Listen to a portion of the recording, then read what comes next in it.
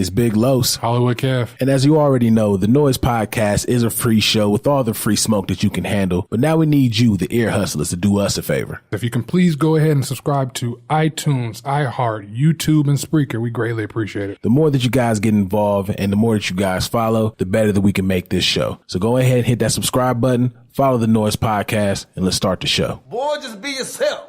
If people don't like it, if you're being yourself, fuck them.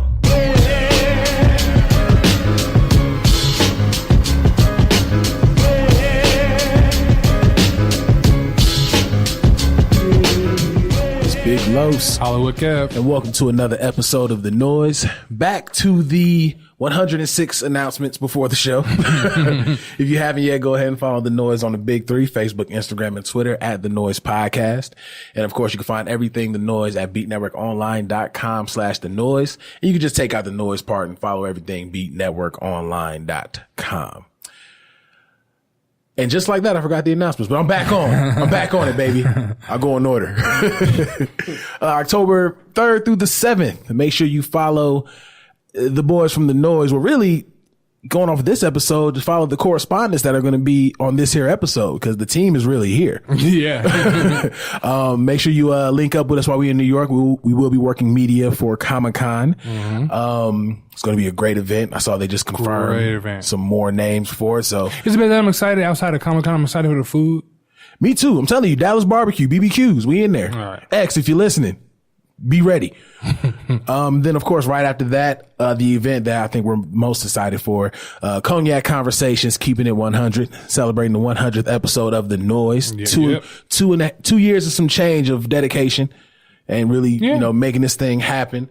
Make sure you come out and celebrate with us. One thing I am very happy to announce with that is, and it's kind of sucks for some of y'all, but, we didn't really get the chance to put up the RSVP when we announced it initially from the show. Mm-hmm. We still had to lock in some logistics, but we wanted to make sure it was already fresh in your brain and ready to go. So that way, when we did drop it, everybody would be on board.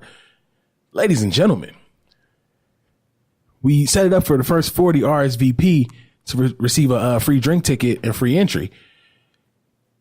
36 hours. Them shit's gone. They gone.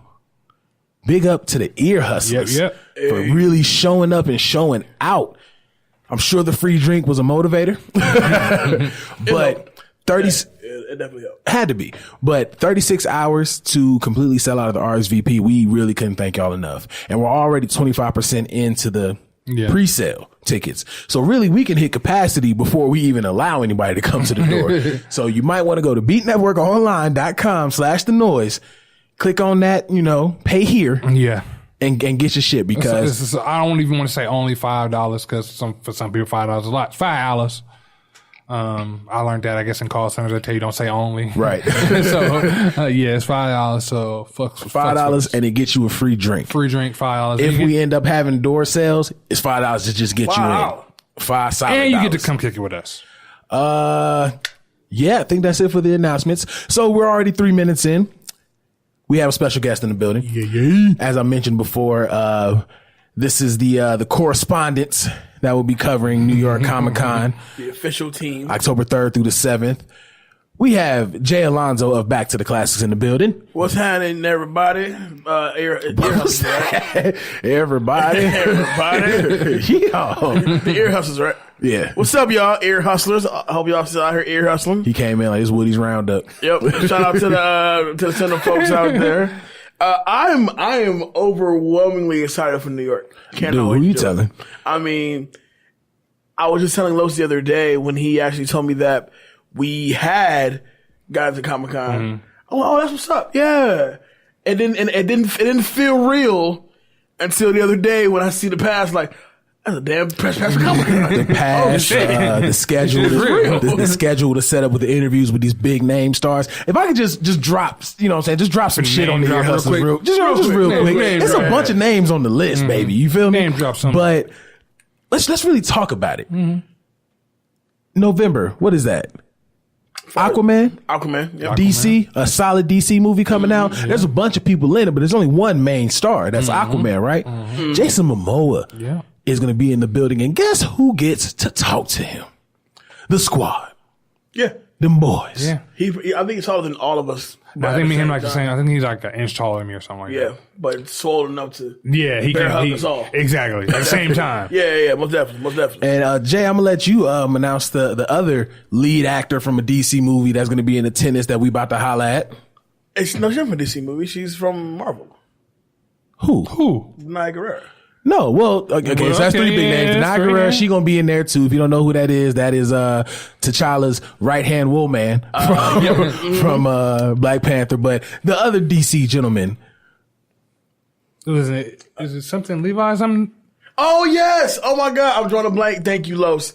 Zachary Levi. There we go. yeah, Or Shazam. Shazam. That's what we're gonna call him. I have the opportunity to talk to this man. We saw the trailer the other day. I am over the moon about the trailer. The trailer looks so movie gonna be dope to me. Can't wait for it. And we get to interview these people before their major motion pictures drop. Yes. Understand, we are is in a the look. great place right now. Yeah. Spirits are high. And again, this is the team that is going out and is going to deliver that. And it's one of those things that I don't have a problem promising because the past is sitting in the other room right now. It's not like shit's going to change. Right. You know what I mean? So we already got that. So as Kev says, shit gonna float. Yeah, shit gonna float. And we looking forward to it. Jay, before we get into how you've been and talk a little bit about Back to the Classics, I want to say thank you. Dave was supposed to be on the show as well. Shout out to my guy. Shout out to Dave Neff, aka as he calls himself, the token white boy. I say he gets to talk to the cops. But that's our people, man. So shout out to Dave. Big shout out to Dave. He fucks with beat. That's what we need more of. But anyway, how's that a pause moment? Carry on with your statement. So put it in the comments. Corrective Cordell. You know what? And another thing we gonna start doing, because Cordell hasn't appeared in a while. He hopped on the Instagram to correct us, saying that Lil Uzi Vert fought somebody else. Can't remember the nigga's name. Hey, let me know. Let us know if y'all want to have Corey kind of be like a unofficial third member of the Noize. We will definitely set something up through social media. We're gonna call him Corey the Corrector. So every time he finds somewhere that we fuck up, we just gonna post a video of him correcting us on the Instagram. So let us know if y'all trying to see Corey the Corrector. But anyway, getting back to what I'm saying, thank you for. We really appreciate the love that you and Dave showed us on Back to the Classics. Y'all had the same excitement we had when we, found out that, oh shit, we're approaching our 100th. Let's do something for it. And then it finally got off the ground. So, from us to you to the Ear Hustlers' ears, we definitely appreciate the love. Oh yeah. Yes, well, listen, man, for those who've been following Beat since, from the ground up, know that the Noize was the premier show for what we had going on, and then right behind you guys came us. Mm-hmm. So really, if it wasn't for the Noize giving us that that special look to even become our own thing, so we thank you really. Sure. So as excited as you guys and the Ear Hustlers are for the 100th episode, we are just as giddy. We're gonna be just as turned up. Cognac conversations, and it's very true. For those who've seen the drink list on the on Facebook, it does look a lot like an album track list.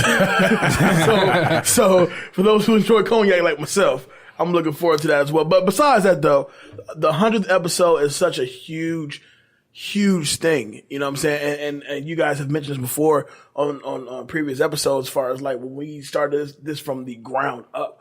It was two Temptations, one mic. Yeah.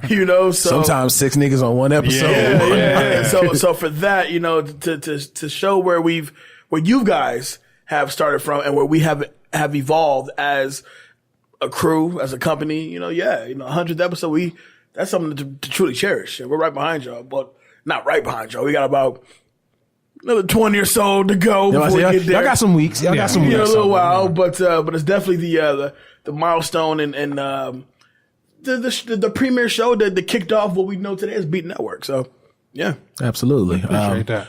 Guess we can also announce that it's going to be a family affair.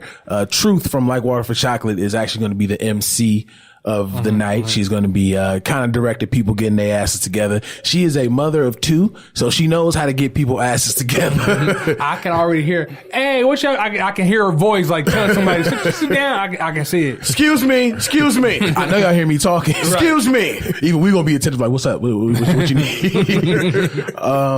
So Jay, it's been a little time. And it's been a while since our last one was on this. Yeah, it's been cool, man. I think Trump just got elected when you came on last time. I think Bill Maher said nigger on show. Was that the last one? Yeah, last time I was on the show. Oh well, welcome back. Yeah, glad to be back. He's already been forgiven apparently because cancel culture is some bullshit, but we'll get to that. Oh yeah. Mm-hmm. What's been going on? In the world of Back to the Classics, man, we're getting better and better. Bringing Dave on, obviously, a shout out to my dog, Danger Dave. Also, shout out to Kay. Yeah, man. Mob. The one who helped me kick this whole thing off. Obviously, he couldn't rock with us up until this point, but at the same time, definitely helped me to build the foundation of Back to the Classics. But, we have more things coming up, man, as far as Super Throwback is coming up pretty soon. And a lot of good responses, to that, and people want to see what more we can do as far as talking about movies that's past 20 years old.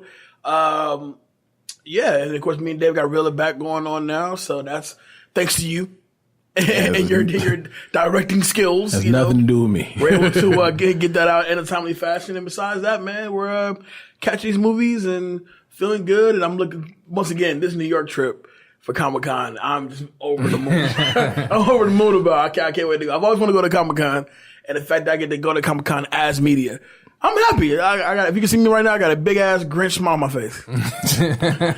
Besides that though, man, just living my best life and enjoying it, man. Yes, sir. I'm in this joint every day with y'all, and me and Kev working on something special. Yeah. You know what I'm saying? So, hey man, be never. We're taking the world. We're gonna take over the world. Yep. One. How would you say adding Dave to the show helped you out? I've known Dave since high school, and he's always been a guy who is very true to what he speaks of. A guy who's very much about just being a people person, a good person.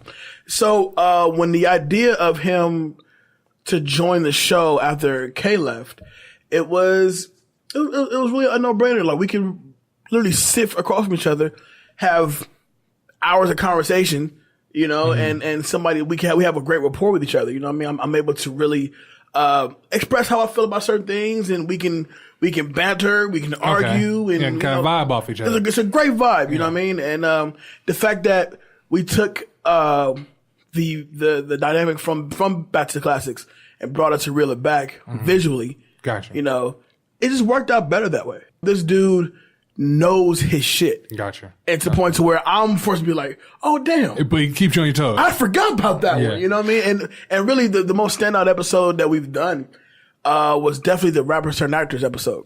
Really? To which he was throwing out gems that I completely forgot. I mean, he mentioned Guru. He mentioned a bunch. I'm like, oh, Guru did act in something. I forgot about it. Wasn't Who's the Man? He's in Who's the Man. Yeah. God bless his dad. So I was like, oh, you saw that? but then movies like Ride he ain't never seen before, so it's like it's cool because there's a few people in our color barrier that ain't seen Ride. So right. So it's not you too gotta surprising. be that specific, right. So the first few episodes that he was on, and he really took the task, and he keeps me on my toes. I mean, he's texting me on a daily for what we're gonna do next, and you need that camaraderie, just like how you and Los have, as far as I gotta keep you on your toes and to creatively just keep going. You know what I mean? So yeah. So where do you see you guys going in the future then? Oh man. And I don't want to say this to toot y'all horn, but really following you guys' footsteps. With our 100th episodes coming up, we want to put together an event, possibly at a movie theater somewhere here in the city, to do more live shows, to do more just more live appearances, and probably put together something at a movie theater. Also want to kind of piggyback off what you guys did for the Black Podcast Month. Something similar to that. Just seeing where this movie thing goes. Cause we, the more and more we go about it, we notice that there is a whole community of cinefolks and movie geeks and comic book movie nerds that really are tuned in to see what we talk about. Gotcha. Rather, you know, it's a continuously growing community, and we just kind of just eat off that. And he tells me all the time, there's people that he don't even know are hitting him up now. Yeah, like, yo, I love this. Yeah, I had a couple on Instagram, couple followers, and I was like, I don't know y'all. Dave would come in here and he'll like just show me random conversations that he's just having with just random people about stuff that they mentioned on the movie. I'm like, that's great. And real talk, I appreciate Dave. I appreciate Dave for coming in and, you know, bringing his movie knowledge and above all his work ethic. Like he just wants to work. Yeah. You know what I mean? He can't make Comic-Con. He's like, let me know everything that I can do. Yeah, his work ethic is insane. So, and that I appreciate because, like I said, he keeps me on my toes. Because it's been times where we'll do a show and we'll completely X out the original idea for the show. All right, so let's just wing it. And we'll come up with a quick idea. And next thing you know, the show that we ended up doing on a whim was better than what we had originally planned to do. Well, that's good. That you means know, it worked out. Right. Yeah, absolutely. That's chemistry. Kev, I know we're like 15 minutes in, but how was your week? My week was cool. My week was good. I ain't do nothing but fill out auditions and do do remote auditions, and it was a chill week. Good deal. I can't complain. Can't complain at all. I feel like I'm suffering from my week. If y'all can't hear, I'm coming down with a cold. Again, nigga, I stay sick, bro. I'm weather telling you. change. It's horrible. Damn. Especially for us allergy sufferers. Hey, man, one time for the Zyrtec gang. Allegra Alliance. The Allegra Alliance. The Claritin Click. Shout out to y'all because this shit is stressful. Yeah. It's absolutely stressful. But it's been good. I had an interesting Lyft to work the other day. You too. Yeah. So it was I said the other day like it wasn't just this morning. So I had to be at work at 5 a.m. So I left the crib like around 4. And my Lyft driver when she scoops me up, because I request the Lyft and it says your driver is 6 minutes away. I'm like, cool. Let me, finish getting dressed and everything. I finished getting dressed. It's been like 10 minutes. So I'm about to dip out the door. Like, yo, I gotta get outside. I get to my phone. It says your Lyft driver is 6 minutes away. So I'm like, did this glitch? Like, what happened? And then as I'm about to cancel the ride, I finally see the car start moving. So I'm like, oh, okay, cool. So she's on the way. That's fine. She pulls up and, it's 4 a.m. So in my head, there's nothing to talk about. Yeah. There's absolutely nothing to talk about. You probably tired from driving. I'm tired from being up. Being up at 4 a.m. Right. Whole 20 minutes, conversation. Don't get me wrong, she was cool, but I'm just like, yo, this is a lot of thinking you want me to do right now. Right now, I wasn't prepared for this. When I got in your car, I was not prepared for this. I was not ready. So, and I especially wasn't ready for the conversation. Right. So she's telling me that she took a break from driving to go to her friend's birthday dinner. Right. They went to Nacho Daddy. Why, I don't know. But she says as we're driving that she took a nap and then got back to driving. So I'm like, you were still taking that nap when I requested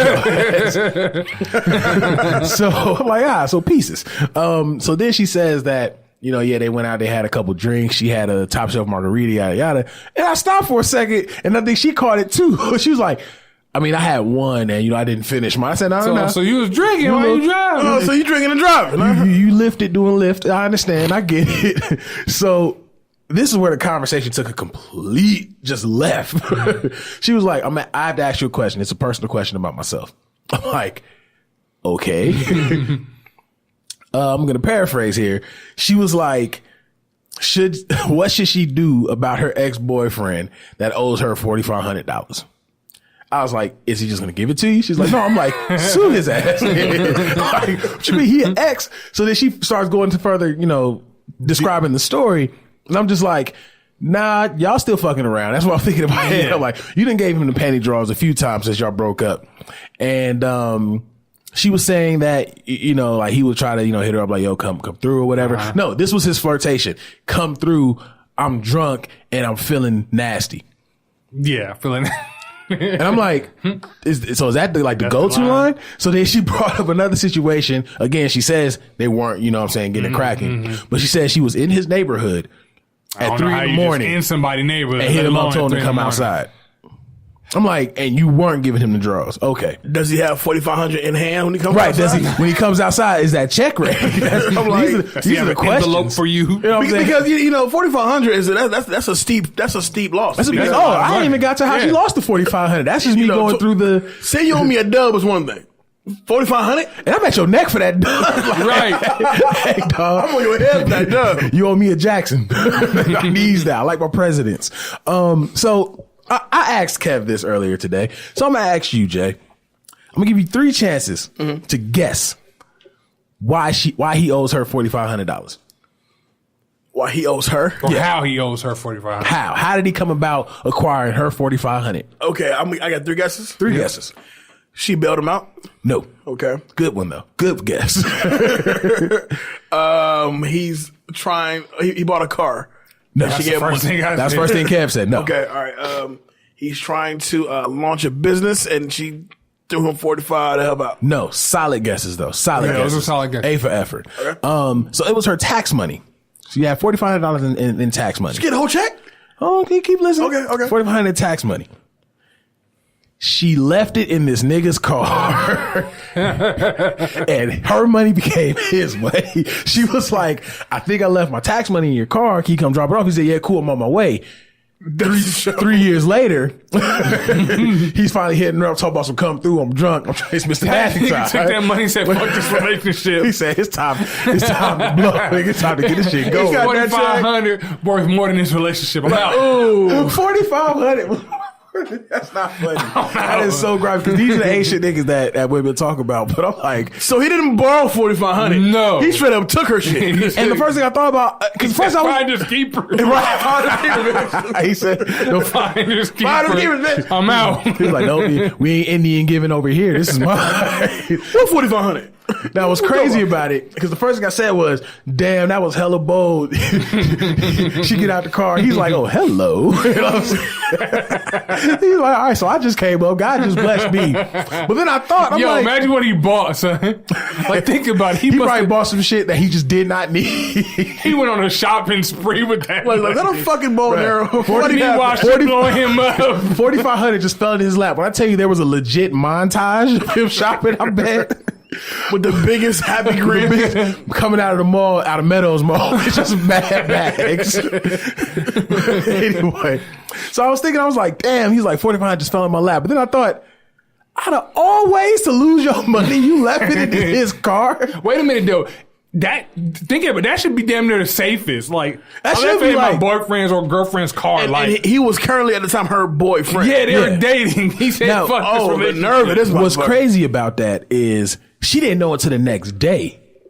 Again. Nah, you know, I've got my tax money, my shit. I know what's on my head. That's what I'm saying. Let's go back to the 20. When I get tipped at I work, know I got it in my wallet. when I get Like, tipped at work, if I feel my wallet lost that $20 pound, I'm like, the spirit of 20 is going out right, your if pocket. just the essence of the 20 ain't in my pocket no more, I'm freaking out. It's issues. Let alone 4,500. You left 4,500 in the car, went up to your spot, went to sleep, which lets me know he probably stroked you out because you was like, it's time, it's night. It's time to go to sleep. Yeah, but 4,500, that's like, you checking that like your phone is gone. Like, I'm saying, right. No, I got $4,500 around here somewhere. 4,500. How you get here? I walked. Give me money.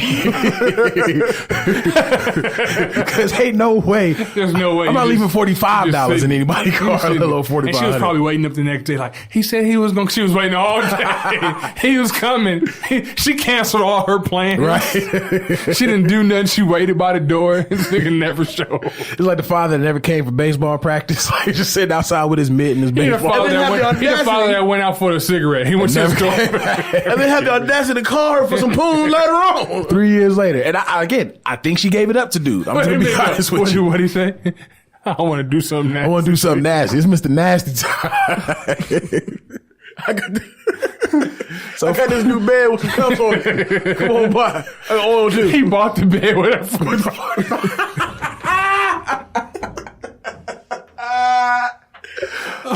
Can you imagine? When she went up to get stroked by this thing, like, is this a new bed? Yeah, you like it? Yes, it's a Tempur-Pedic. I'm about to wear your ass out comfortably. I just got this. I just copped this. God gave me a blessing and I'm running. So what was that $4,500? I got like $35 left. You want it back? I got you back. We need it. Like, I mean, you hungry? Gas in your car. Right. You need gas in your car? I got 5 on it. Oh my goodness. Oh my goodness. When do you not shoot somebody for that? I laugh from a healthy place. More of the story. It's Mr. Nasty time. Goddamn it. And she still went. I'm pretty. Listen, she was talking as if she didn't give up the panty draws. Did you say he was blowing her up while she was in the car? Yeah, 4 a.m. he was blowing her up. So she damn sure giving that panty draws. You know what I'm saying? Like, if he hitting you up at 4 a.m, why you telling me this story, but you don't want to deal with him no more, you just want to get your money. Like, there's ways of getting around this. Yeah. By the way, police nor a lawyer not going to hear this case because you still gave him the draws. No, they're still going to hear it out. Trust me, it's 2018. All you got to do is say, no, I didn't, and that's raps. True. Okay. But nah, I said sue him.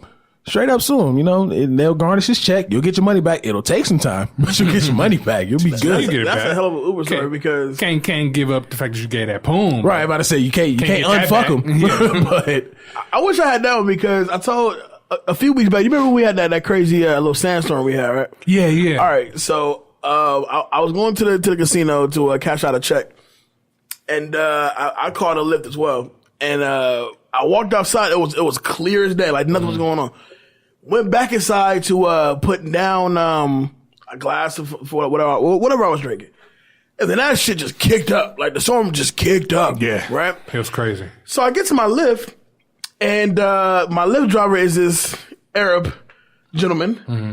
And, they believe in Allah, yada, yada, yada. Yeah. Now, as we're driving down Decatur Boulevard, and the lights is going out, as we pass each intersection, the lights are going out. And the sandstorm is getting so thick, like you really can't see what's in front of you. Mm-hmm. My man skips asking Allah for help and goes right to Jesus. So let me talk to the dude at least got a book. He goes, oh Jesus, oh Jesus, oh Jesus, oh Jesus. I'm like, is that your God? I don't think that's your God. Wrong dude. I'm not beefing, but he had no faith in Allah. Like, oh Jesus, oh Jesus, oh Jesus, oh Jesus. I asked Allah for a smooth ride, and here comes the sandstorm. Here comes the sand. Let's try out JC. What he got for me? Don't you bring my Jesus into this? But that's funny. I thought that was very entertaining. Like, Cause when you're facing danger, you'll switch religion to R&B. Oh, he switched because they say Jesus saved. Like what Allah do? Prepares. Right. Jesus saves, our lives ready. He preps you for the worst. Oh man, so good Lyft stories. Okay, did you have what you wanted to share before we got to the show? I had a Lyft story today. What happened? It was bad because like you can feel for the guy. He was telling me his whole relationship story, and it's crazy because he was going in detail. I'm like, bro, this is just a 10-minute ride. Like you don't know me. I don't need to know that you married. I don't need to know what goes on. I felt for the guy though, like because he genuinely, the girl he was talking about, he genuinely loves the girl, but it sounds like she just don't want to fuck with him. Dog, the way that story started off was as if he got a phone call. You said, what? You gonna work my kids? Bitch, I'm on the way. Click. Give me just 1 second, sir. He's just hit a you out of nowhere. Like, Kevin's back just he texted, hey, I'm gonna be late to the studio. But just in case, call 911 just in case. This is Fred. This is Fred. This is a screenshot of Fred. Oh man. Excuse me, that was gross. They got all that mucus on the mic. So in this week, a bunch happened this week. A lot happened this week. We got a few things we actually got on the docket, so this is going to be a long episode. Get comfortable. We should have called this episode Mr. Nasty Time. I think that's going to be what it's called. Mr. Nasty Time. That'll get some hits too. They'll be like, what's he talking about? Right. And then they look at the actual cover itself. I wish you had a picture of dude. I wish, right? Oh, real quick. You did a cover of Kev as Bob Ross, and painting you. Hands down, the funniest. Yeah, that's probably my favorite one so far now too. People who've seen like, yo, that shit is clever as hell. I was getting hit up all day by that shit was funny. That was really funny. But it fit into the conversation. Yeah, it fit, yeah. So, I mean, it worked out. But anyway, going into the week. So, when people say that entertainers don't listen to their fans, it's not all the time. No. Because we got the Makeup Project from Eminem. He dropped 13 record. He dropped a 13 track album, Kamikaze. I need to know how y'all feel about it. I'll let the guys take this over first. Okay. How do I feel about it? I'm not gonna lie. When I first put it on, first of all, let me break down how I even saw it was even out. Because the night before, I believe me and Dave were working on the Black Klansman, which is out now. Check it out. And I went home and I was tired and I went to sleep. I woke up the next morning and it was a notification from Tidal saying, stream Eminem Kamikaze. Oh, new single. Cool. It's a whole album. I was like, okay. And so, unfortunately, I still have the bad taste of Revival still kind of circling around. It's like black licorice, isn't it? Yeah, it's like that nasty black jelly bean that don't nobody want. And so I'm getting ready for work. I hop in the car, plug up my phone, I aux cord it up, and the first record is The Ringer. And I was like, shit. Gas. I was like, shit. M's upset. He's definitely upset. Now, the project as a whole, I will say, is a 100% step up from Revival. Absolutely. He could have called this Chloroseptic the album. Put it this way, because when Revival came out, I thought it was trash. I thought it was just bad. The world did. And then he dropped the Chloroseptic remix, in which Eminem goes ape shit. Yeah. I mean, ape shit. Let people know he still got it. And so when this comes out, and I've already rented the whole thing like maybe 4 or 5 different times, I am thoroughly good with the album. I'm actually good with it. Like, I would say this is the closest thing to Slim Shady we've gotten since older Eminem has emerged. Right. Okay. Yeah. He's naming names. Yeah, he's definitely. He's naming some names. Joe, baby buttons. I mean, what you gonna do? What? Baby buttons? Baby buttons. Rubber baby buggy bumpers. But now, do you think Joe will respond? Probably not. No. Nah, he's like retired. Not even Eminem can come out. But even if it was Eminem, he's already went on camp. Even before he retired, that's somebody he wouldn't go at. Yeah. Probably. Emma probably whoop your ass, bro. No, it'd be a great. It'd be a great battle. Great battle, but M at was he 45 now? 46? Something like that. But then on top of the Joe got so much respect for him, he don't want to. You know what I mean? So I get that, but it'll be a great battle. But I still got to give it to M. And if you know me, you know Buttons is like in my tops. Right. Tops. So I still got to edge it out to him. It was funny because I didn't know it came out like that either. It was funny because I got Spotify. Until now, I got Tidal now, but had Spotify, and on Spotify when it's free, like you press shuffle. So you don't get to, so when I first heard it was a track with him and Joyner Lucas. Oh, that damn song. When it came on, I'm like, what the fuck is it? I thought it was bad. So I was like, oh no, he's doing this on purpose. And then I listened to the rest of the album. I agree with you. I like it. I think it's a dope album. Yeah, I like it a lot. I think it's a dope album. I think he kind of hit a little bit below the belt with the Button, just only because it wasn't true. You know what I mean? But in the essence of a diss, he did his thing. Right. Do you think that he's naming all these names? Los, you mentioned to me the other day that the first 6 songs was like the first 3, but he's more so like constantly bringing up people that like Revival. So fuck you for not liking Revival, or I'll let this tie into my feelings about the album. First of all, I think it was amazing. I think that his rollout was very, are you happy now? But what he doesn't realize is, yes, we are. This is very much so. This is exactly what we wanted. Thank you, M. To me, this makes up for Revival to the point where it didn't happen in my head. Marshall Mathers 2 as well. Marshall Mathers 2. I can tolerate Marshall Mathers 2 more than Revival. But more than Revival, yeah. But to me, Revival never happened. It went Marshall Mathers 2, Kamikaze. And then he had his mixtape that nobody cared about. He did something with like drug bottles and stuff like that. But after the mixtape was this other album. To touch on the point you made, that's my one gripe with the album. I felt like I understand this album was to get everybody to basically shut up, as if saying M ain't got it. And we even talked about on the show when Revival dropped.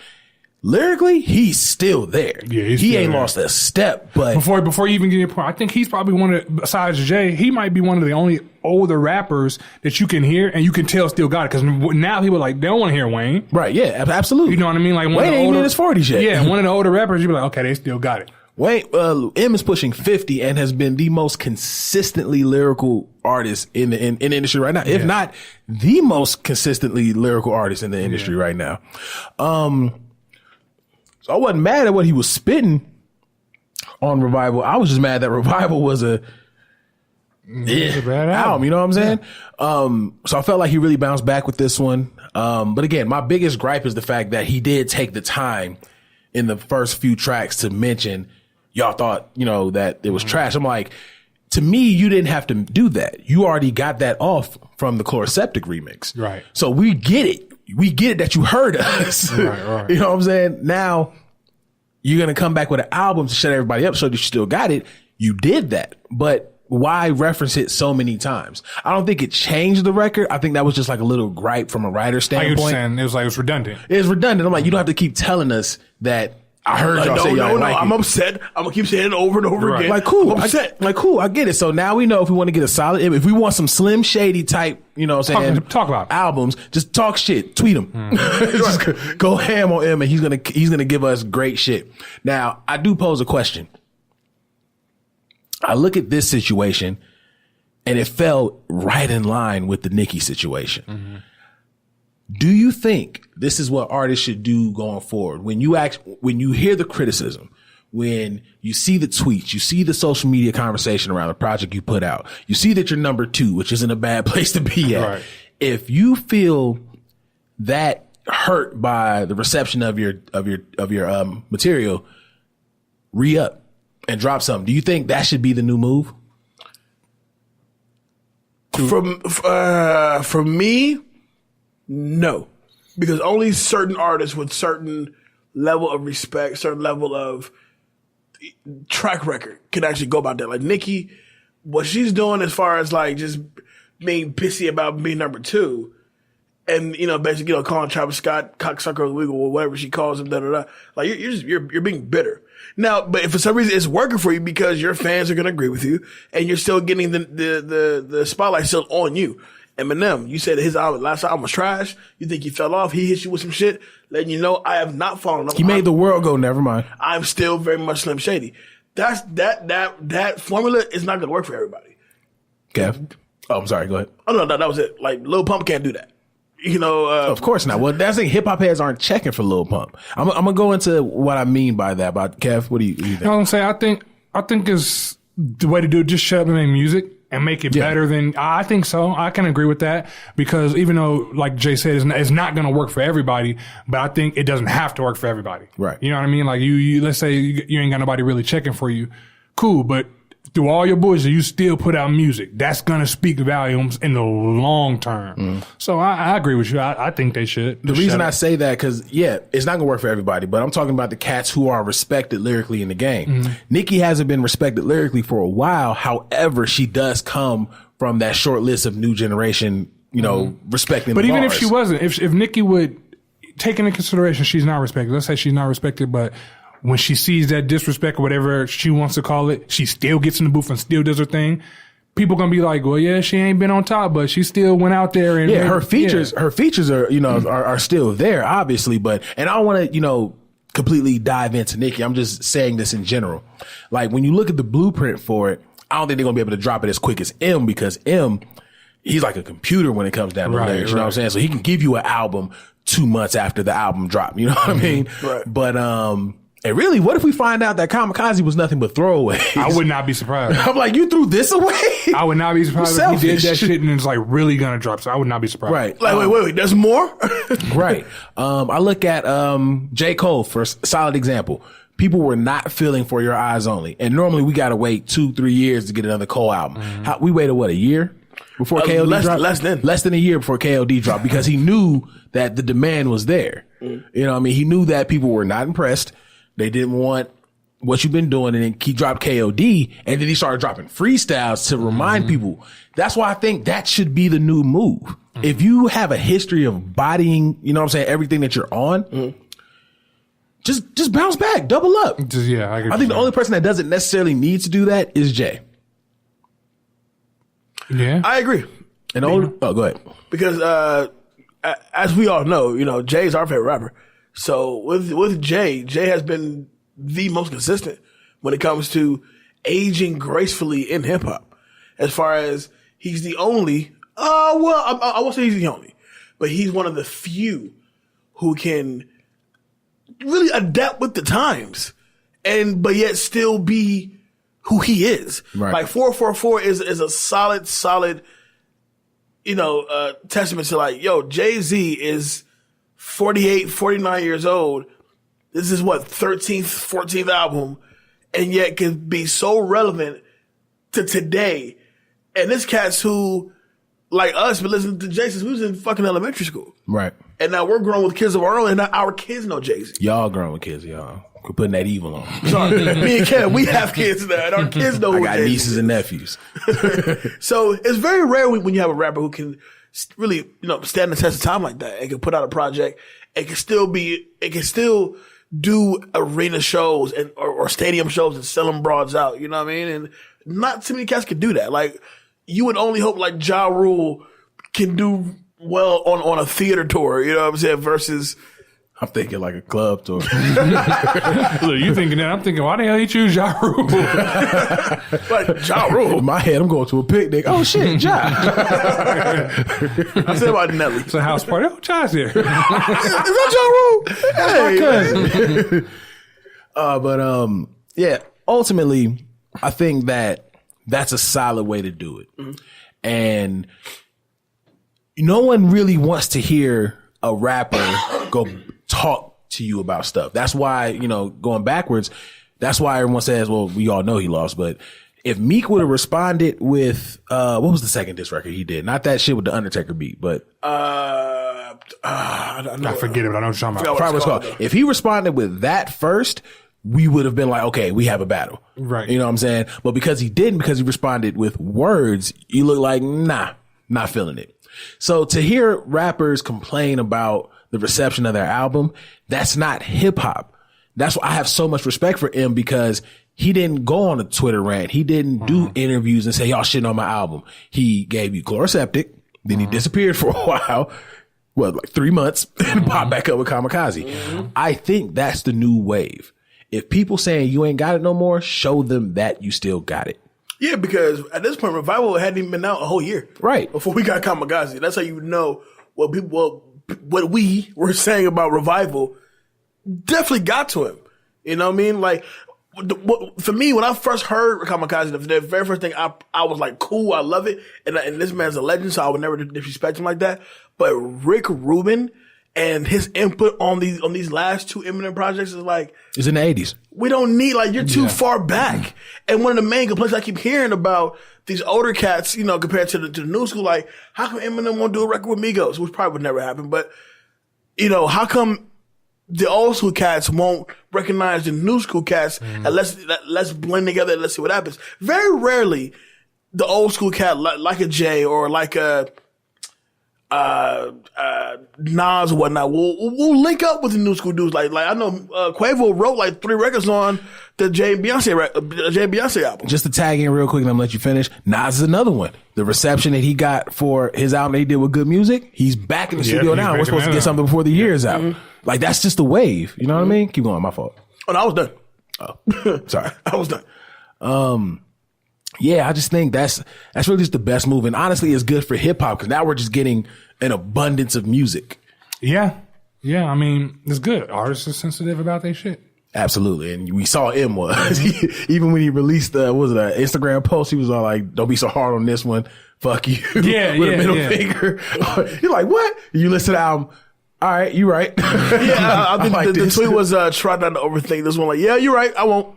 You're right. You know what's funny though? Even though he took the criticism to heart to give us the closest to Slim Shady we'll ever get, and hopefully we continuously get this going forward.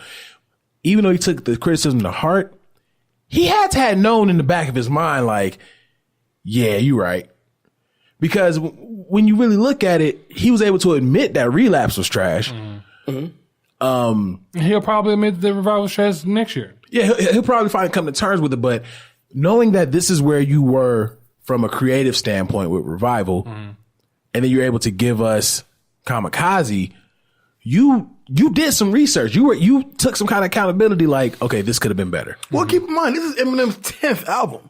You know, how many cats we grew up with that have 10 plus albums, and every single album is a smash. Even Jay got a few bad albums, but at the same time, you learn, you grow to respect them for what they are. Like, I didn't love Kingdom Come when it first came out, but I eventually learned to respect that project. Or Magna Carta, one of his more recent ones.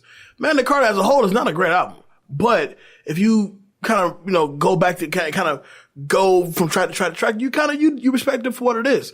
Now, I'm not saying I'm going to respect Revival anytime soon, because I'm definitely not. But as an artist who can still put out 10 albums, even Snoop Dogg, who's on like his, 14th album at this point, 15th album at this point, there's no way you can say he has 15 classic albums. It's not possible. Everybody has a slump at one point. So the fact that he has recognized his slump with push from us, you know, and he went back in there, he gave his best work for a 45-year-old Eminem can give. Can't complain about that. Yeah. That's the wave. If your album trash, do it again. Long story short. Nope. Do it again. Do it again. So that's every artist that drops a trash album, just put that meme up, that bitch to the door. Put that meme up. Send their ass back to the booth, and we need a redo. Yeah. You're a rapper. You got the bars in you. One thing dealing with Nicki, though, that I do want to talk about, we're really just kind of blending into a whole conversation that I want to have. Hot take. But I think we should cancel culture. I agree. Yeah, I think I can rock with you on that too, though. To the ear hustlers that don't know what I'm talking about, for some reason we've gotten to the place, not for some reason, let me not say that, because there are definitely some justifiable cancellations out here, but we've gotten to a place where the first thing somebody do wrong, he's canceled, he's out of here.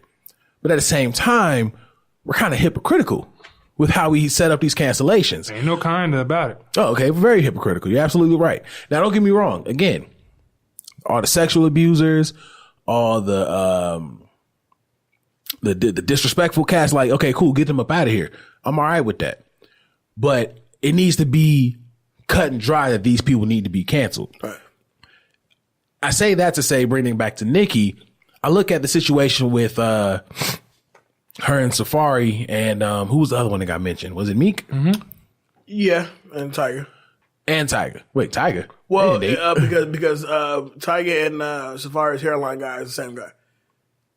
The hairline doctor? No, I'm not talking about the hairline, okay, but I guess you could put Tiger in there as well, with her talking shit about the hairline.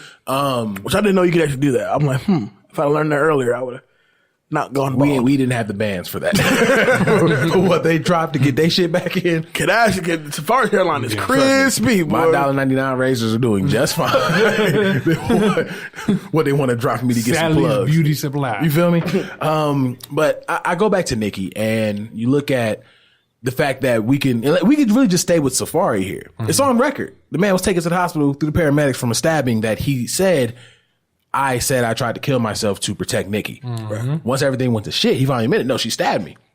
He said I didn't put my hands on her. Nicki said he's not, enough of a man to put his hands on her. So it's like, okay, so we know that it was more than likely just an argument, and she lost it and stabbed him. Hey, I resent that. You don't have to put your hands on a female to be a man. This was a Nicki jab at Safari, so she was just trying to just hold him at the point. That may not even be what she actually said, but paraphrasing, that's pretty much what she was getting at. You look at all that, turn the tables. Had there been an argument and Safari pushed her into a wall too hard, there would be no Shad Beezy. You know what I'm saying? He'd have been part of cancel culture. And I remember seeing somebody trying to defend it, talking about y'all still supporting Chris Brown and who's the other one that they named? They said Trey Songz to Chris Brown, Trey Songz, and R. Kelly. And somebody commented on her like, do you really think black men are keeping those three alive? Like, Because no, that's damn sure not R. Kelly. That's y'all. You know what I mean? But I look at all that and I'm like, had it been the other way around, he'd have been out of here.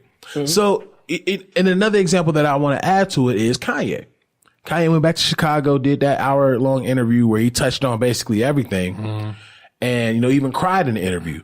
And I'm seeing people post, you know, Ye's back, or see he's, you know, he recognized what he did was wrong. And I'm like, there's no other artist that doesn't have a cult-like following that have said slavery was a choice with a MAGA hat on. Exactly. Would have been able to come back. I just think cancel culture is entirely too hypocritical. We're forgiving. It's fickle. It's very fickle. It's very fickle. We're very pick and choose about who we choose to forgive and who we choose to cancel out. Like, Kanye is a continuous subject as far as when do we cut Kanye off? Right. You know what I'm saying? And, you know, but the main argument, and this is strictly about Kanye. The main argument about Kanye is, you know, you have people who will defend the fact that Kanye is literally in a sunken place. He doesn't know what the fuck he's talking about. Mm-hmm. He's just talking to be talking. Versus other people feel he's a full-blown sellout. Kanye is in his own bubble. Right. So he doesn't realize the world's problems because he's in his own bubble. Right, I understand. You know what I'm saying? Not to be, you know, malicious about it. He just doesn't know. You know, when you're in Kanye's world it matters to Kanye. You know what I'm saying? Like, that's simply him. You know what I mean? So, and I noticed that when he was on the teams, he did talk about the slavery shit and wearing a MAGA hat. He is pumping Trump simply because he thinks Trump is cool. He think what he did is cool, right? He's unbeknownst to anything that Trump has did nor said since even becoming a president. You think he's cool. Right. But you can't blame that solely on Kanye because, you know, obviously where his mental headspace is at, he's in his own world. But even with that, and this is kind of going back to the cancel culture thing, Kanye has done everything on the list that apparently qualifies for cancellation. Oh, yeah. Praising white women. He lost his barbecue seat a long time ago. You know what I'm saying? Like praising white women over black women. Bigging up Trump. Slavery was a choice. So it's completely, you know, putting aside what happened during slavery. All that. Anybody else could have done that and been canceled and been done. Yeah. But people that truly support Kanye, and I'm not mad at them because they're Kanye stans. Mm-hmm. However, there's a lot of Kanye stans who are really big on cancel culture. Mm-hmm. Like really huge on cancel culture. But then you look at people like XXXTentacion. He was allegedly changing his ways and getting better, but yet he's still canceled because of what he's done. Now, I'm not comparing the two because they're saying it's assault or whatever, but his fans are like, if he's changing his ways, doing this, that, and the third, we should address that first. Like, no, he's done. So I don't understand cancel culture enough. That's because we won't. It's fickle. I tell you, fickle. The kid that grew up in a single parent home that's all about cancel culture, their pops came in their life right now. They all for it, even though that he wasn't there back then. It's the same thing. You know what I mean? Like, I get it. Excuse me. I get it. People got to evolve. You know what I mean? You want to hold certain transgressions accountable. I get that. But again, for how long? Right. You know what I mean? Like if somebody does something 10 years ago and then they changed, you still gonna hold it against them? Right. I mean, you would take Chris Brown, for example. Prime example. Since the day, excuse me, since the day that we found out he was a father, all that shit changed. We ain't even gotta go that recent. We can go back since the Rihanna shit. They've been canceling Chris Brown. Yeah. But now, as far as leading up to, because after Rihanna, he still had the jail stay he had to do, right? the and fighting. I was getting into that. But once we saw Chris Brown as a father, and his whole vernacular just changed. He was Chris Brown, the entertainer, exactly, the father. And kids would do that. And it's funny to me, like we said earlier, Chris Brown beat that girl, whatever the case is. Okay, whatever. But he went to jail for it. You know what I mean? Like he did his time, and she came back. Not only that though. So how long if he did his time, he did all that. Do we still have the right to hold him in public court to say he's canceled? You get what I'm saying? That's up to the cancellation court. He did what he was supposed to do. So is it about we feeling this kind of way, or are we trying to punish the dude? the court of public opinion is It's crazy. they don't necessarily know what they really want. There's no bailiff. No, you cancel until further notice. Right. And even once further notice happens, you're still canceled because we don't want to be wrong. Right. And no, Chris Brown's a prime example. And that's just really coming from that place. Cause I remember, now I see where I was going with what I was about to say. I remember when, Mayweather fought, Pacquiao. That's all social media was talking about was Mayweather Pacquiao. And people were losing their shit. Like, y'all really gonna support an abuser and yada, yada, yada. Mm-hmm. And I remember one specific person had this long rant about how black men ain't shit for supporting Mayweather. But then you go to her page 2 weeks prior to that, Chris Brown was on tour. And you know where her ass was at? At the Chris Brown concert. They're fickle. So someone even mentioned, like, weren't you just at Chris Brown show the other day? That was the end of the conversation. Yeah, they're fickle. They're fickle. So, right. You know what I'm saying? Like, this pick and choose shit, like that is whack. You know what I'm saying? And at this point, it's up because they only gonna pick and choose on what's gonna get them retweets. Right. Yeah. You know what I mean? Like, whichever has the most outrage that they can hop on board with. I'm gonna drag Mayweather. It's gonna give me retweets. That's really what it is. Meanwhile, you at the Chris Brown show. Come on, man. So living your best life. Right. So do we think Nicki is close to being canceled because of the way she's been reacting to things? You want me to be honest? Nicki will never be canceled. Never. You know why? She's female. She'll never be canceled. Oh yeah, she can put on a MAGA hat and be straight. But with Nicki, I don't think she deserves to be canceled. I don't think a lot of these people deserve to be canceled. Me either. I just think if we're going to hold cancel culture so prominent to this era, then no one should be off limits. Very true. But then when you look at a bunch of different people, there's a lot of gray area. You know how many people should be canceled right now? Mm-hmm. I thought it more interesting that people are really trying to cancel certain people that really don't deserve it. Like, if you notice in the last couple of weeks, people are just thriving to get Drake out of here. It's getting them retweets, y'all. Like, you know, the recent thing was like saying like Drake's wearing a Hell's Angel sweater, and it was just like, so. Oh, I see all the times about how celebs be cold. It's funny to me. Drake be one of them. They be talking about he does this.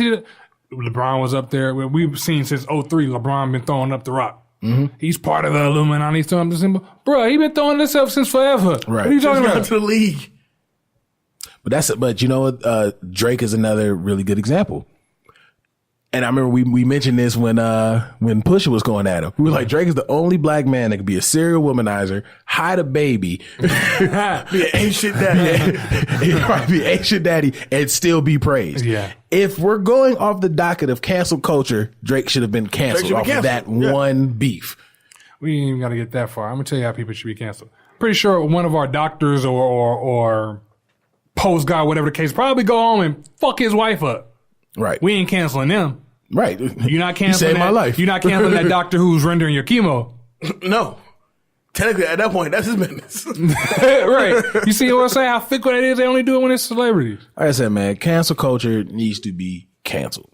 And I remember we were talking about this earlier too with Charlamagne. And I'm pretty sure people go, you always going to bat for Charlamagne, whatever. But it kind of goes back to what we were talking about. But I think we only go to bat for people that have been cleared by like records. They've been cleared. And not speculation. And not even from a place of court, from DNA. You know what I'm saying? Right. So it's like you look at his situation. They've been trying to cancel Charlamagne for the longest just because he always makes outlandish comments. Right.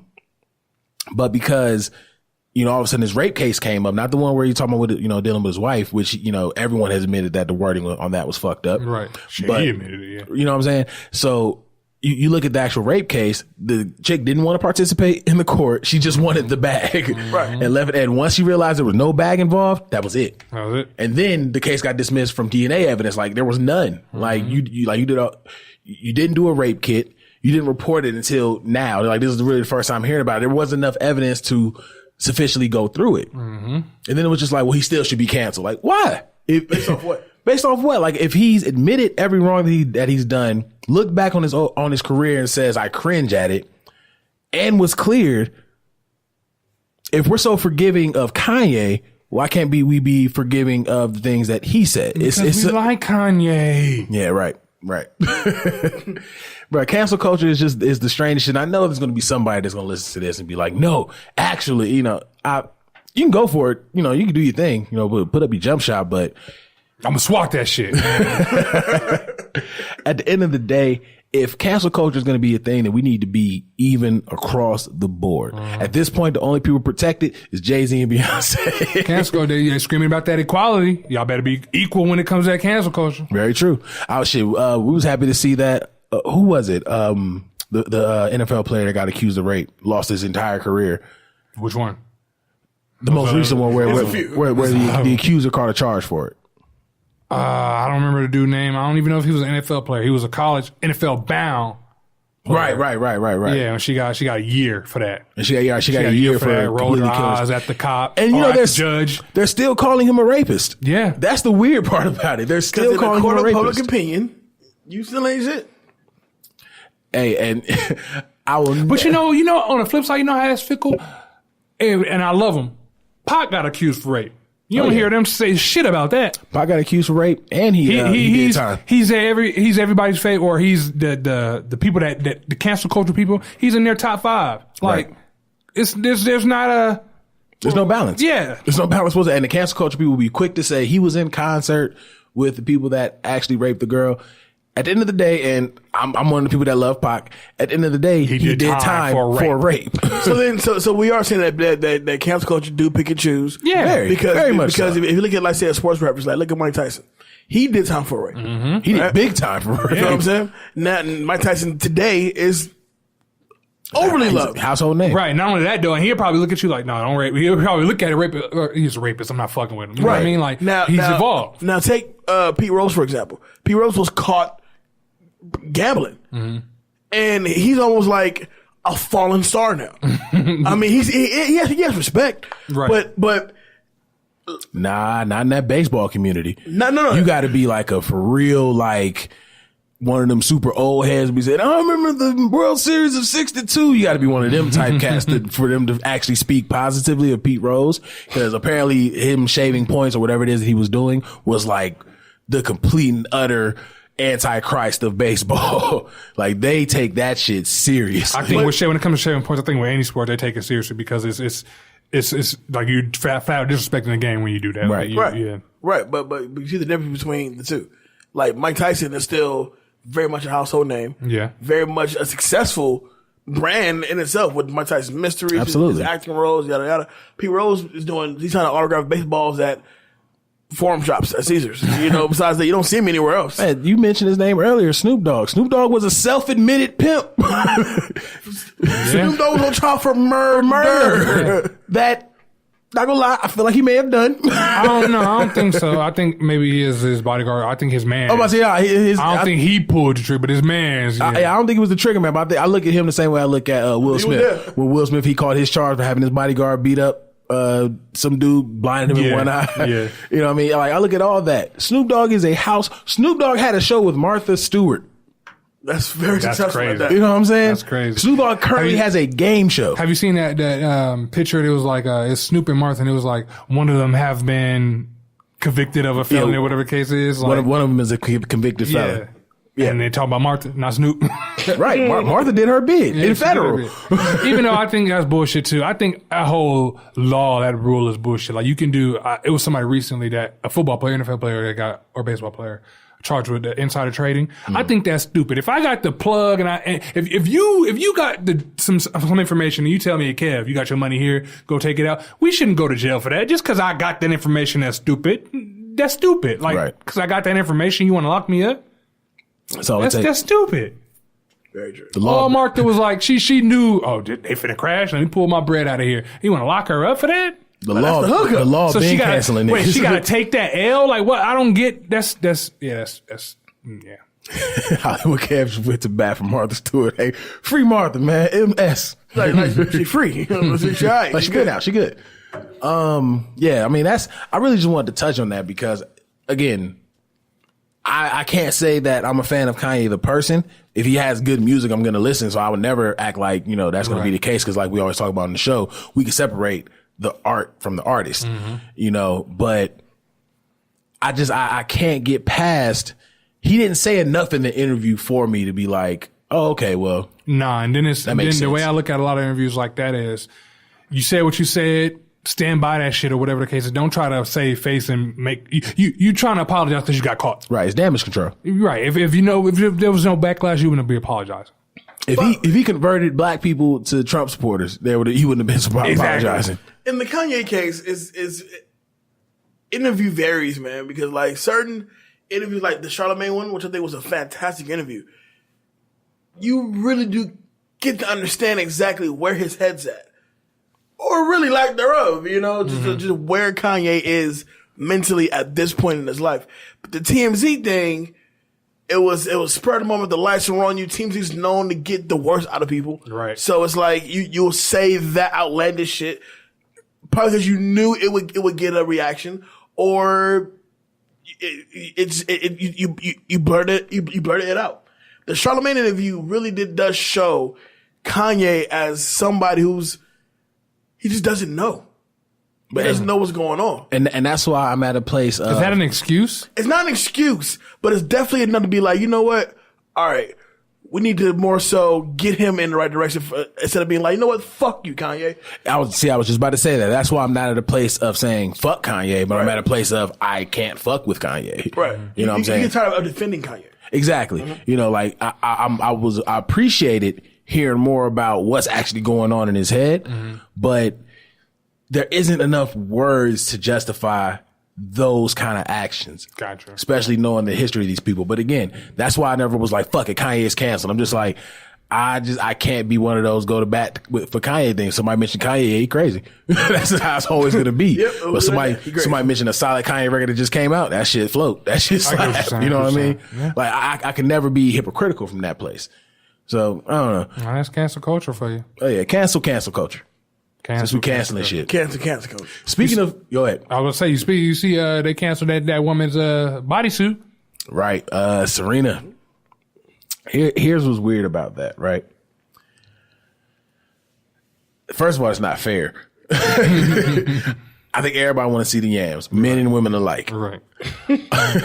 But, this was the wrong climate to drop that kind of news because the person that they've been comparing her to, the one that was in the white jumpsuit, they told her she couldn't wear her shit ever again either, too. But I just think this wasn't the climate to tell someone like Serena Williams, especially how prominent she is to the black community, what she should and shouldn't be wearing. Right. Kev, I know you said you had some thoughts on that. I agree with that. I can definitely understand the climate is not right. The only thing that I try to play devil's advocate with is we got to realize that the French open that's over there. Over there, they probably don't want their women to be like that. You know what I mean? That's over here. Yeah, we're going to look at it differently because we don't see it that way. You know what I mean? So you kind of got to respect both sides of it. But in turn, I do see like this is the biggest athlete in tennis. Right. You know what I mean? Like, literally top 5 in the world right now. I was gonna say top 2. Honestly, it's Brian and her. Like, no, I'm not talking about tennis. I'm talking about just in athletics. No, period. that's what I was saying. I was gonna say it's Brian and her. Like, those are top 2 most athletic people. So I think you kind of gotta go with that and in turn be like, okay, man, she's a top. This is how we rock, but she's a top. You got to find your line. Right. If I was her, I wouldn't even address that situation with the French. I would address it straight with the sponsors. Absolutely. I go to the sponsor and be like, oh, y'all sponsoring them, but I can't wear this over there. So if I'm not fucking with y'all, then how about, you know what I mean? You know how much money y'all gonna lose if I step away from y'all? Exactly. And you know what though? To me, I think what was a better, more formidable argument was the chick that she eventually played against. I could be wrong. Correct him, Corey. Step in and let me know. I could be wrong, but I forgot it was one chick that she played against, but in her match before that, she mocked Serena. And I believe this was in the Open. I know you're talking about. She mocked Serena. She had stuffed her bra, stuffed her tutu, whatever the little dress is called, to look like Serena. So I'm like, so we can't flaunt this woman's body, but we can mock it and humiliate it. Like this is, if we really want to talk about some shit, this is way more disrespectful than seeing Serena's cheeks. And not only that, she wearing the bodysuit because she had to. Right. Like she get complications from her pregnancy. That's keeping her straight. Right. So you don't want a woman that had pregnancy complications to wear this bodysuit because you want to try to protect whatever image you think you got. It goes back to people being fickle. And I guess in this point, it's that whole open being that way. Cause again, we're allowing, or y'all allowing certain things to happen, but something as simple as a bodysuit. And then when you really look at it, what about the bodysuit is inappropriate? Right. Because if she didn't have those kind of curves, this really wouldn't be a conversation. It wouldn't be a big deal. It wouldn't be a big deal. Why are you sexualizing a bodysuit? You're supposed to be there to play tennis. Right. I say it's just a tennis game. And then when you want to really talk about it, what can Serena wear that's not going to be sexualized? She's just built like that's a goddamn after stallion. That, she showed up in a tutu and some shit. If they ban that, then they just picking on a girl. That thing was poking. It was. Shit, they already picking on a girl because didn't we read that she gets drug tested more than anybody else? Oh, absolutely. Absolutely. And again, this wasn't the climate to do that. Nah. Like at this point, we are in the middle of the black woman renaissance. So the first thing you're going to do when you finally have your premier black athlete back in the open, dominating shit like she never, went away and had a kid. Right. Now you want to, police what she wear. Like this is one of those situations where I look like I get it. I get where the irritation and the upset people are coming from. Like, why can't she just wear what she want to wear? Right. It's about comfort. It's about performance. Mm-hmm. And then again, like you said, she had to wear it because she's bouncing back from the pregnancy, and that's doing something for her performance. What's going to be bad about tennis is, like, people that are watching now is watching it because of Serena, maybe Venus. Once they're gone, that's it. It's back in the toilet. Bro, like, you know what? And that's a prime example. You got to look at the gap. You had, what was the two old tennis players? They just made a movie about them. Berg and McEnroe. McEnroe. Yeah. You had them. They left tennis. Nobody watched tennis until Andre Agassi came back. Mm-hmm. Andre Agassi retired. Nobody watched tennis again until the Williams sisters came up. Mm-hmm. So right now, you're leading ladies. You know what I'm saying? Black ladies at that, I'm sure it's killing them. To have black people leading one of the most whitest sports out there. Right. But, you have these black women who are keeping y'all alive. Mm-hmm. They're bringing the sponsors. They're bringing the viewership. Mm-hmm. The world stops when Serena Williams play. Not just because she's built like a stallion, but because she is just a goon. You know what I'm saying? And the fact that the only matchup she has is her own sister. Mm-hmm. Come on, man. And this is the person you want to try to limit? Man, like, get out of here. See what she is, that damn ball, man. Bro, it's all back arm. If one of us trying to play Serena right now, we got our ass. Stop it. No, I'm easy. No. If we score. I'm going to be the dude that run and grab the tennis ball. You going to see my husky when ass. they hit the net, you running in. I'm that guy. That's about as close as I'm going to get to being involved and on the court with Serena Williams. I ain't going to attempt. Like, you're in the ball too hard, Serena. Calm down. I don't even want to play Wii tennis with Serena Williams. No, he's about to fuck me up in front of people. You can get up out of here. At my house. Right, at my house. That's crazy. I just gave you a water with a shake. You better respect my house. Shit. Nah, man, but... Hey, listen, this is the wrong climate to do it. Yeah. And to really kind of to piggyback off the climate and cancellations, Jemele Hill. Yeah. She got a bag though. I'm fine with that buyout. Black girl, if I'm her, you better win, black girl. If I'm her, I'm like, fuck it, cool. No, black women are winning so crazy in 2018 right now. And I've heard people be kind of skeptic about the Jemele Hill release. A lot of that's hush money. But that's the point I'm going to get to. One thing I thought that was great was, I think it was, no, it wasn't Pardon the Interruption. Which show is it on ESPN where they got like the little Mexican dude to be in the back? I know you're talking about. Not Pardon the Interruption. I think that show is so stupid. I know you're talking about. It's pretty dumb. Black dude, white dude, and little Mexican. Yeah, exactly. Actually, yeah. So, now mind you, Jemele is out of her contract, no longer on ESPN. The first show she appears on is that one on ESPN. I thought that was so dope of them to do that, because that's just a shot in the face. Like, look, we still support her. Right. You can't tell us who our guests are. Right. These are people that we bring on. At the end of the day, we just bringing on a celebrity. Mm-hmm. She's not like we're bringing on an ESPN person. We're bringing on a celebrity. It doesn't matter. I look at the Jemele Hill situation as, she left with a bag, but I think she left a lot of money on the table. And the reason I said that, it's absolutely hush money. They said straight up, we will pay out the rest of your contract and we'll throw a little something more on it if you do not discuss the details of how you were let go. So she's on a NDA for life. Yep. Mm-hmm. Imagine the bag of a tell-all book of Jemele Hill's experience leaving ESPN. Just about ESPN, period. Just about, and you know what? And you can go further. Just about being a black woman in sports media. Mm-hmm. Yeah. Imagine a tell-all book about being a black woman in sports media, and then that final leg of the book, and this is what happened at ESPN. Mm-hmm. She'll make money. Dog, that she could triple the $6 million. She can pay that what they would sue her for the NDA and exactly. Yeah. Well, I don't know because we don't know what that NDA contract. Yeah, we don't know. That's speculation. Could be that's ESPN's a major corporation. They're like, no, we want 150 billion. Right. And it's crazy because when I first started watching, like paying attention, knowing her on ESPN, I wasn't a fan of her. Like it was the banter between her and Dude. But I still want her to win. Right. Like I still want her to stick it to ESPN with everything you got. But I feel like Jemele Hill definitely she took a stand. And absolutely. And the fact is that they let her go unjustly because she said something about the president. Mm-hmm. Was forced to apologize. Was forced to apologize about it. And that's not how we roll in 2018. Like, once she was forced to apologize, it should have been it. That should have been that, right? But they still kept her off TV. No, they brought her back on TV for a little bit, then they just took her off TV. They pretty much banned her from TV. Basically. Well, only thing that sucks about it is that you have that strong opinion about the president, so you can't just go to Fox Sports. Like, that's Trump's club. But not only that, though, it shows if you got let go by ESPN because you have this strong stance, that lets everybody know, like, something's not right here. If this person is willing to do this and say this about the president, something got to be a little off about it. And then the fact that part of your $6 million buyout was you can't speak on why this happened. Yeah. I tell it to somebody else and let them say it. We all know what happened. We all know this is all ranging from a fucking tweet. Mm-hmm.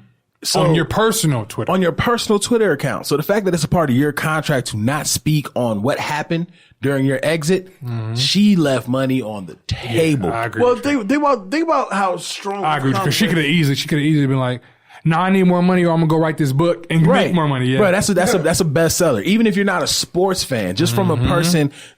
First of all, you know, I understand that you know that we have our feelings about how she was as a talent. However, sports has been something that, you know, we talked about it on the show when we had Rach on the show. This wasn't something that was necessarily, you know, dominated by women. Mm-hmm. Not only that, though, who's to say that she doesn't like know different information about different shit that we don't know about? Right.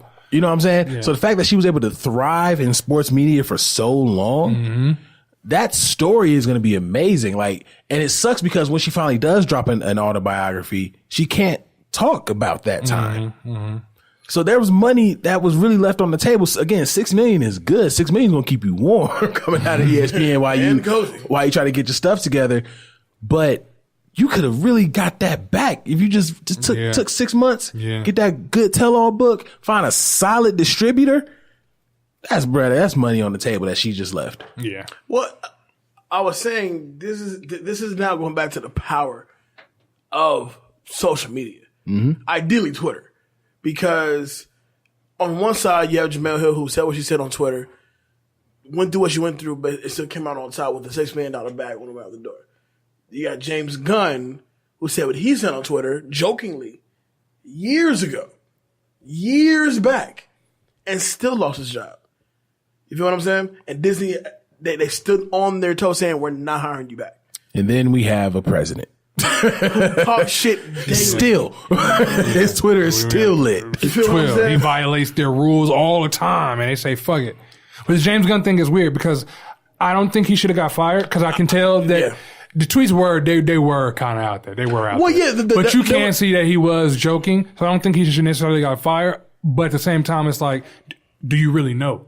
Well, that's the thing. For those who know James Gunn, like how we know Jemele Hill from ESPN and we follow her career up to this point. For those who know James Gunn prior to the Marvel money, James Gunn used to work with a certain comedy trope, and this was their thing. Was the most dirtiest of obscene jokes you could possibly think of.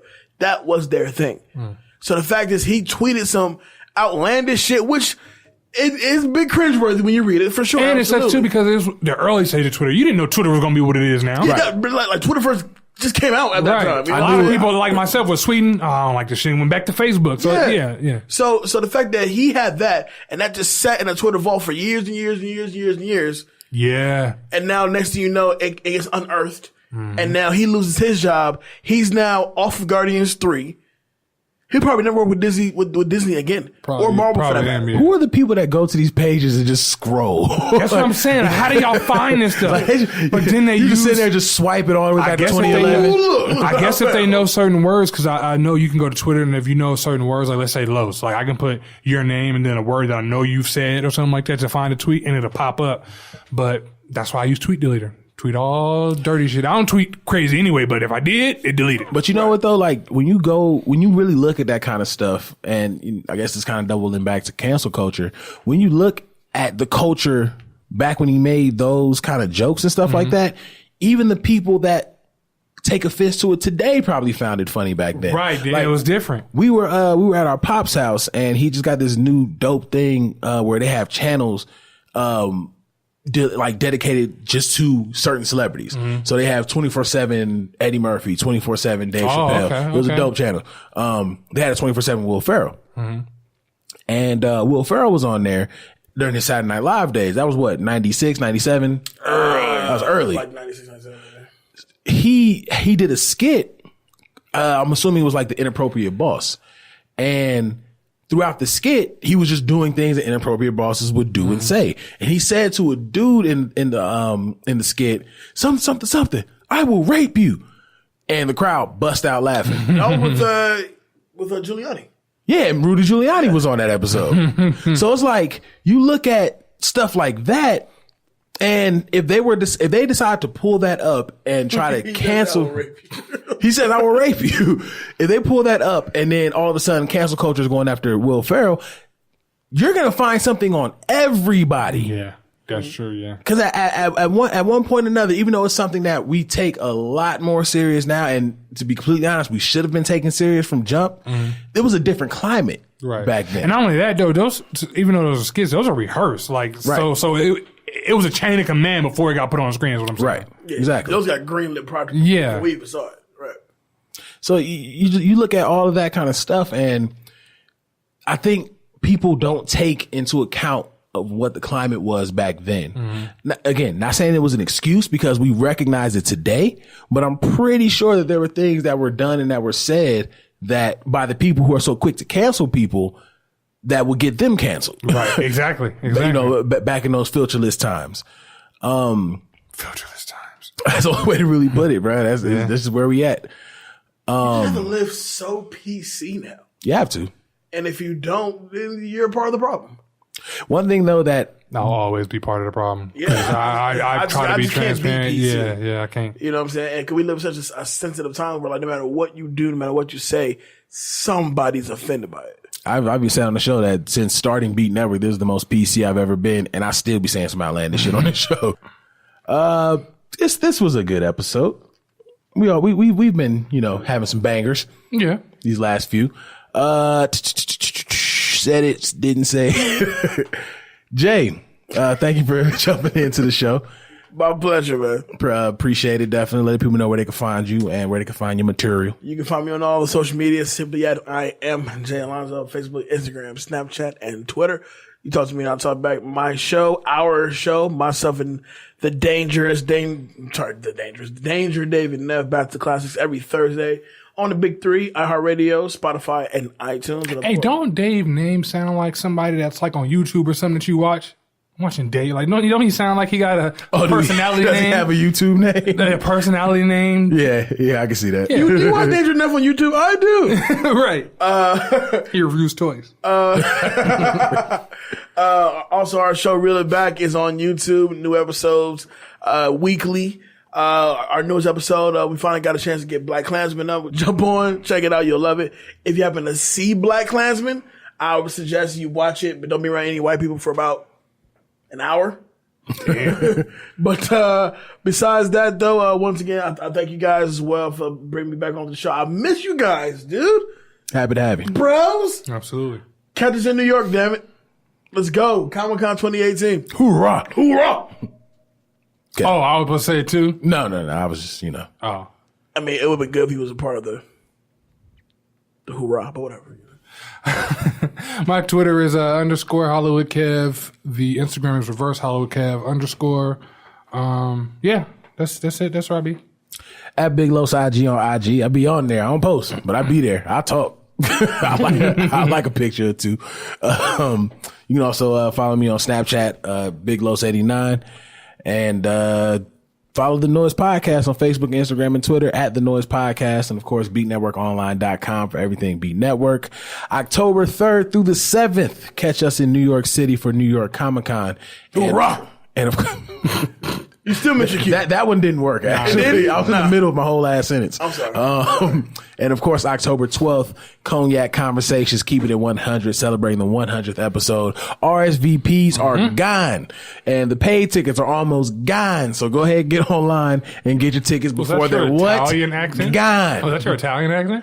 What was the movie with gone, man. I know. I sound here. No. Well, yeah, Bowfinger, but it was a movie that just came. Gone, Baby, Gone. There you go. Right. And that's what we said when it came. We were like, Gone, Baby, Gone. Gone, baby. Nah, that's just kind of how I say Gone. Gone. Okay. You know, it's Y'all like, smell pizza? It's like garbage. You don't smell pizza? That's scary because no one's making pizza. I smell pizza. Well, I know not here. Maybe somebody ordered pizza. So I smell pizza. I don't know. I'm definitely hungry. Kind of want some pizza now, so I think that may have to be the move. Anyway, Jay Alonzo, thank you for coming through. Thank you for having me. It was cool to get on with you guys as far as the official crew for Comic-Con 2018. I can't fucking wait. I'm sorry. I must reiterate. This is going to be so much goddamn It's going to be a great time. Yeah. Cannot wait. Dave, we got to get you on when you get back. Where's Dave going? He's Belize. He's going somewhere very black. Yeah. He's going very exotic in the next couple That's weeks. because Dave, he like them dark skin ones. I mean, he's going to the place to do it. Right. They're in abundance. You're going to Belize, man. Is it Belize? He's going somewhere of black He's note. making a stop in Belize for sure, but I don't think Belize is the only place he's going, though. Either way, man, do your thing, brother. Live your best life. He gonna come back into the dashiki. Right. full head wrap, the whole nine. Shout out to my niggas. You ain't going that far. Listen. Whoa, Dave. We're not going that far. Days, we'll go for 4 days. Relax. Yeah, so Dave, we got to get you back on when you come out. As always, we appreciate you guys tuning in. As always, we appreciate the support. And as always, it's Big Los. Hollywood Kev. It's the Noize.